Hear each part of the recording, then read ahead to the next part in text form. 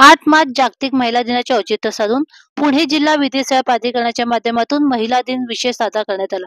यावेळी सकाळी न्यायालयातील महिला वकील व महिला पोलिसांना विविध फुलांची रोपे देऊन सन्मानित करण्यात आले। त्यानंतर जिल्हा विधी सेवा प्राधिकरणाच्या माध्यमातून जिल्हा व सत्र न्यायालय पुणे येथील अशोका हॉलमध्ये विविध मान्यवरांच्या व्याख्यानमालेचे आयोजन करण्यात आले होते।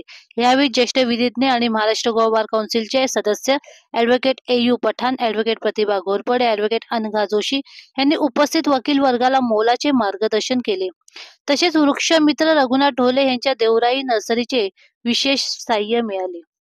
सदर कार्यक्रम यशस्वी होण्यासाठी समन्वयक ॲडव्होकेट वनमाला अनुसे, ॲडव्होकेट प्रीतीसिंह परदेसी, advocate Mona Jadhav, advocate Sangeeta Kulkarni, advocate Savita Mane, advocate Ruchira Karve, advocate Shalini GN. यांनी मोलाची कामगिरी केली।